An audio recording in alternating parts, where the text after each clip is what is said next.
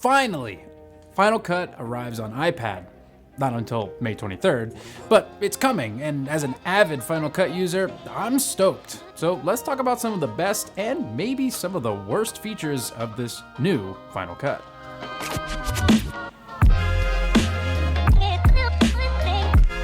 So, if you're already familiar with Final Cut, then you'll know that it competes with both DaVinci Resolve and Premiere Pro.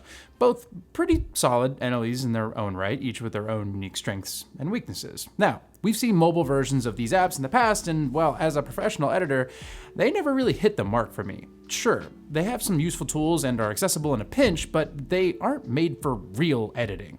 You know what I mean? According to Apple's website, this version will require an iPad with an M1 or later chip running iPadOS 16.4 or later. This to me means this is an actual copy of Final Cut Pro, not just some watered down mobile version, which is huge. To be honest, the main reason I want Final Cut on my iPad is for the ability to sidecar my iPad to my Mac and practically split the workload between two M2 chips as opposed to one.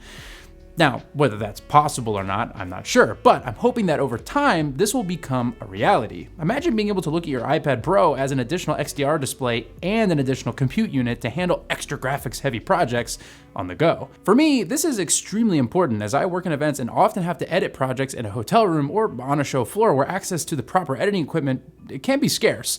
Or I should say Macs are scarce, since most production lines don't use Mac for their broadcasts. And if any of my broadcast friends were watching this, they would all laugh at me and say that I'm silly for using a Mac, but it is what it is. Okay, so what are some of the best features of this new version of Final Cut? The first that comes to mind are the fast cut automation features. I'm not gonna dive deep into the world of AI, but seeing more useful AI tools for editors is super nice. Being able to automatically resize and edit or remove yourself from the background, kind of like rotoscope, and isolating your voice in a noisy convention center, all are simple tools that, quite frankly, have been around a while, but are nice to finally see make their way to Final Cut. The next is the Send to Mac feature. Obviously a useful one for me, as I mentioned previously, but the ability to export a project to Final Cut on the Mac for final adjustments or tracking or whatever it is the first step to my earlier idea of being able to seamlessly work between Mac and iPad on any particular edit. Finally, the editing surface, which allows you to make frame-accurate edits with your finger or your Apple Pencil. A small thing, I know, but one of my biggest gripes with editing on mobile devices has always been the touchscreen. Yes, you can use a mouse and keyboard for the iPad, but for those quick edits where you want to use your finger or even projects where using your pencil to get that extra fine level precision is a welcomed addition and gives me a ton of confidence that Final Cut for iPad will work as smoothly and intuitively as it does on Mac, despite being on a touchscreen. Could this be the beginning of touchscreen Macs? Like, I know we've talked about it and people have mentioned it, but I feel like we're ever getting closer to seeing a Mac that's just basically an iPad, or an iPad that runs Mac OS. What do you think? Leave a comment below if you think Apple will make touchscreen Macs, and better yet, are iPads just convertible MacBooks anymore? I feel like now more than ever, you could buy an iPad Pro and use it like a MacBook. What do you think? So cool. There's a few of my highlight features, but what about the worst features? Well, I can't say they're the worst because I don't have it to test it yet. Well, for starters, Final Cut Pro for iPad is a subscription model. Yep, they finally did it. If you know anything about Final Cut, you know that for Mac users, it's a one-time purchase of about $350, and in a world full of subscription fees, it's really nice knowing you only had to pay once.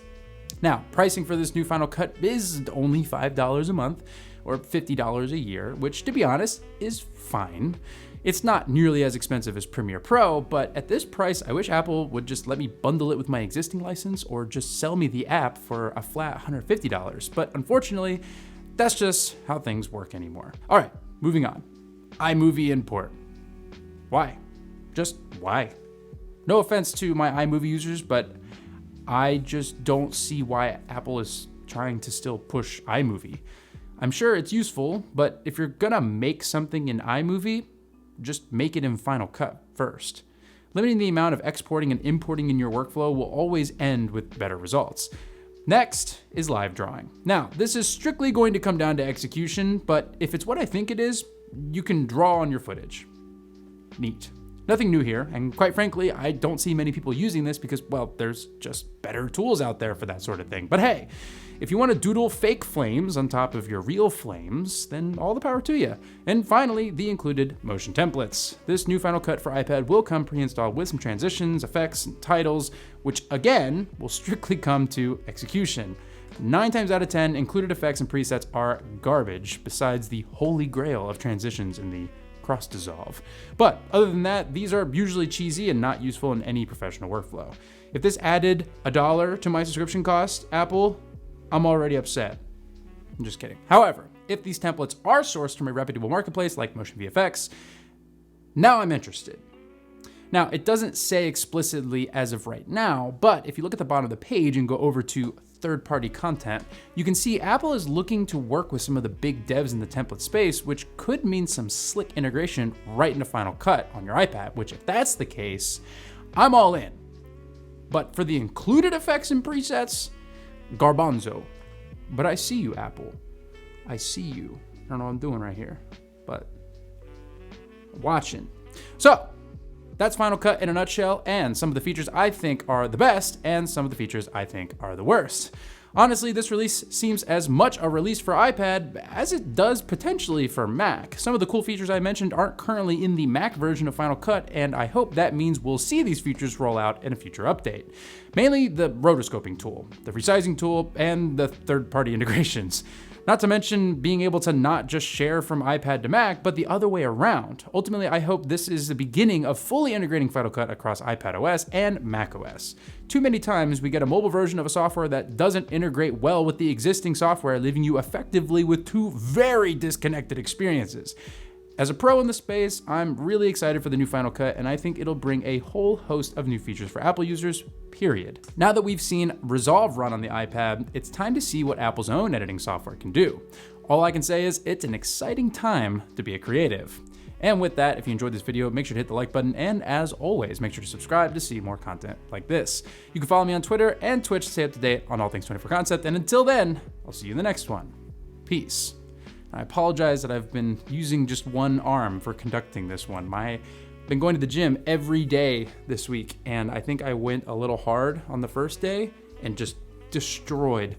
I'm surprised I can even bend this arm right now, but I destroyed whatever muscles under here. This one, it's like this arm, I can't bend it. It hurts so bad.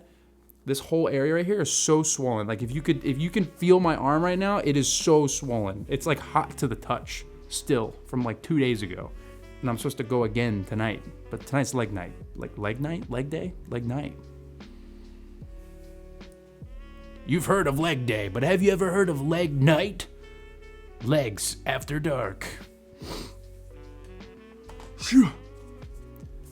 Final Cut.